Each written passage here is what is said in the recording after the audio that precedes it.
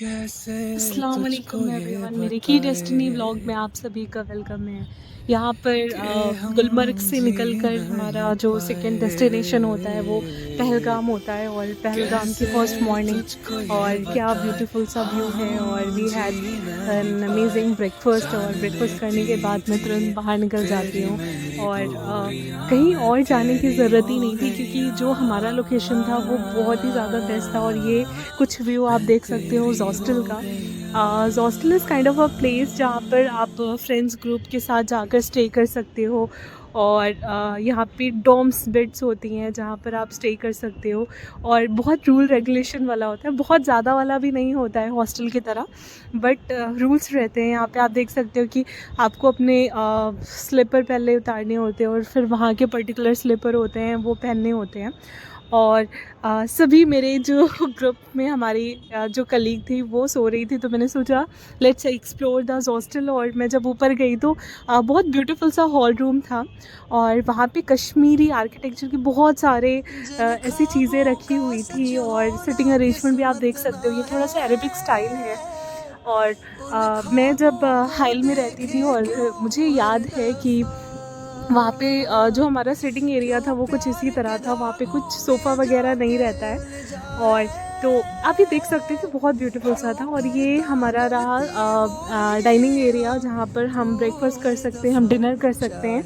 और हॉस्टल में क्या होता है ना कि आपको एक्टिविटी मिलेगी वीकली की वाइज, और वहाँ पे एक बोर्ड भी लगा होता है कि ठीक है मैं अगर अकेले ट्रैवल कर रही हूँ वहाँ पे और there is nobody along with me, तो वहाँ पे मैं अपना नेम लिख सकती हूँ कि next destination for example day 2 में मेरा कहीं और का प्लान है, तो मैं किसी और के साथ ट्रैवल कर सकती हूँ या कैब शेयर कर सकती हूँ। तो कुछ सॉर्ट ऑफ इस तरह की चीज़ें वहाँ पे आपको मिलेंगी। और हाँ, हॉस्टल में ज़्यादा नहीं, सिर्फ एक दिन का स्टे रहता है। और ट्रस्ट मी -13 डिग्री का टेम्परेचर रहता है, जो कि बहुत ज़्यादा होता है।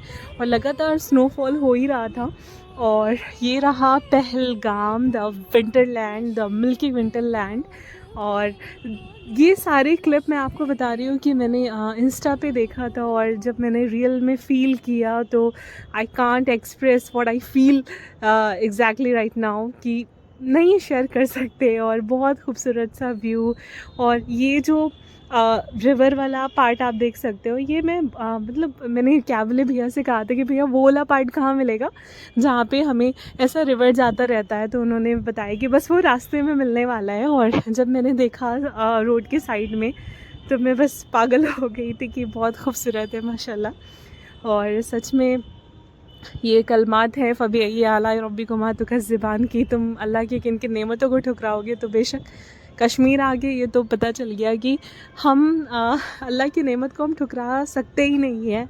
और इतनी छोटी छोटी चीज़ें, इतनी छोटी छोटी बारीकी हम नहीं उसको अवॉइड कर सकते। ना ना ना, मैं नहीं। इसके बाद बहुत डर फ़ोटोशूट पॉइंट था जहाँ पे रैबिट और पिजन लेके वो खड़े थे। और अब मैं बहुत ज़्यादा डरती हूँ, तो बट मेरी फ्रेंड ने वो बहुत सारी पिक्चर क्लिक करवाए। और उसके बाद पहलगाम मार्केट निकल जाते हैं। और पहलगाम मार्केट में आप देख सकते हो कि कितने ब्यूटीफुल कश्मीरी वर्क के बैग्स थे, हैंड बैग थे, कुर्ती थी और फेरन थे।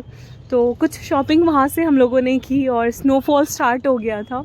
और पहलगाम में भी जाने के बाद वहाँ पे मिनी स्विट्ज़रलैंड पहलगाम को कहते हैं, एक एरिया पड़ता है जहाँ पे कोई कैब नहीं जाती है, और आपको जो खच्चर होते हैं या घोड़े होते हैं आपको वहाँ से जाना पड़ता है, जो अप्रॉक्स 500 या 1000 रुपीज़ अप टू यू जैसा भी चार्ज करे वैसा आपको वहाँ पर जाना पड़ता है।